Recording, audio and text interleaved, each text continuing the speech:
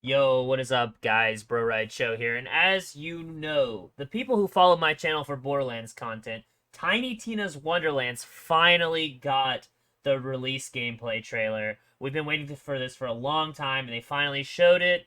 And after that, we've been getting more and more news revolving around this game, and I just wanted to go ahead and show some things I pulled out of an article. The link will be down in the description to the article if you want to read the whole thing yourself. But let's go ahead and get into the video. I'll show some trailers and we'll talk over it. So, the first thing that this article says that stands out to me is the character creator in Wonderlands represents one of the biggest departures from the typical structure of the Borderlands games. Wonderlands doesn't feature established characters. Instead, you customize your own hero, including their race, physical appearance, voice, and personality. So, basically, what this guy is saying is you make your character. You play who you want to play. No longer are you playing as a set Vault Hunter. You get to play who you want. And I think that's an awesome change. I'm very excited to see how it works in the Borderlands franchise. A little bit later in the article, they talk about how not every character is humanoid. If you want, you can play as an orc or a shark person. They specifically reference, you can put shark fins on your head or straight up look like an orc. So I'm really excited. Hopefully we get some real cool character customization, because that is one of the things Borderlands I feel like they've been getting better at, but definitely I want to see them take it to the next step, and I'm really excited for this. Another thing they said in the article is they're increasing the amount of skill trees. There are 6 skill trees in total.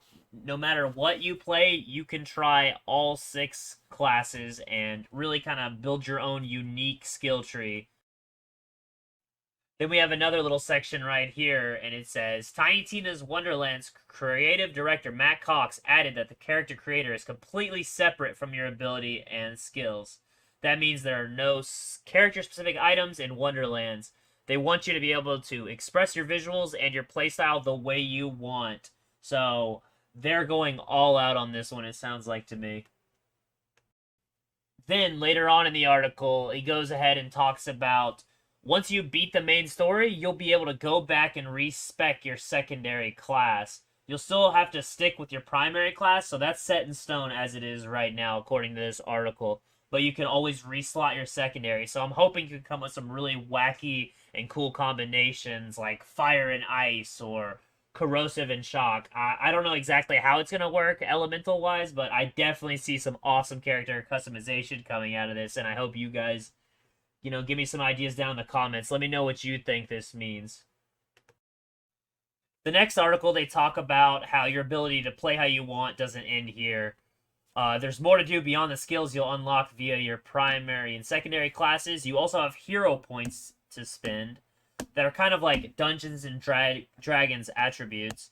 There's different things like melee or spell attributes or cooldown attributes. It's basically like a character sheet if you've ever played Dungeons and Dragons. And furthermore, we actually have the name of all these different hero points. Matt Cox went ahead and said that you'll be able to put hero points into strength, dexterity, intelligence, wisdom, constitution, and attunement. So if you've ever actually played D&D, from what my guess is, attunement is basically kind of how many spells you can equip. Constitution, in my opinion, will probably be something about how much health you have. Wisdom, something to do with magic, I'm sure. Maybe kind of like a charisma kind of thing. I'm not sure yet. You have intelligence, which is obviously probably for magic. Dexterity, some sort of speed, maybe. And then strength, which is probably going to have to do with like your melee damage and your health and stuff like that, more than likely. Then, in another section, Matt Cox goes ahead and talks about the final stat, which is luck. And he says, the luckier you are, the more of a challenge you do, the better your loot chances are at a higher rarity. So I guess luck is kind of be similar how it is to Borderlands 3, where it gives you a higher drop chance. It's really probably the only way it could work, right? But anyway, on to the next thing. They go ahead and reiterate that Tiny Tina Wonderlands takes place immediately after Dragon's Keep. So the events of Borderlands 3 have not happened yet. This is right after Dragon's Keep, the DLC for Borderlands 2.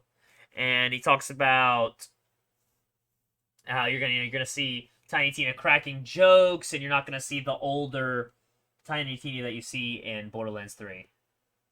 A little bit further into the article, he talks about the plotline taking place in the first-person cutscenes that you'll be playing, and as well as moving across the map will now be done in a place called the Overworld, kind of like a Dungeons and Dragons over-the-top map. And you kind of have these little chibi versions of yourself, and you run around and you roll to move and stuff like that. It looks definitely something new for Borderlands. I'm really excited. Hopefully they knock this one out of the park, but so far from the trailer and everything I've been shown so far, I'm super excited for this game. I cannot wait for it. Then we get a little information about how the roll system will actually work, and he says we will still have our procedurally generated loot, and you'll definitely see different parts on melee weapons and different ability rolls on spell books. It's more about the new types of gear that you can combine into a meaningful experience. So basically, they want you to play how you want to play the game. That's the general consensus I've been getting for this. And then, you know, as you can see in the trailer, they added crossbows and magic-based barrels, which are a little different from what they've done before. And then he goes ahead and talks about the movement. Basically, all the Borderlands 3 movement is returning. The slide, ground pound, and the clamber mechanics. Wonderlands goes a step further, though, adding a new melee-focused movement mechanic. And he says, if you're just at a melee range, when you attack, you will glide into your enemy. So it's kind of like an auto glide. So you can sprint and slide, like in Borderlands 3. And if you melee at the end of your slide, within the right distance of an enemy, you can continue gliding straight into the enemy and close the distance in a really fun way. So I'm guessing it's just Commando Lunge for Modern Warfare 2. But it definitely sounds really awesome. And at the end of it, he talks about how the release is scheduled for Xbox Series X and S, Xbox One, PS5, PS4, and PC, all simultaneously on March 25th. So that is all the information we have about Tiny Tina's Wonderlands. I cannot wait to cover more of this. And if you guys enjoyed this video and you enjoy these kind of rant, you know, going over the facts kind of videos, let me know in the comments below. It helps me out. I'm Bro Right Show, and I'm out. Thank you so much for watching.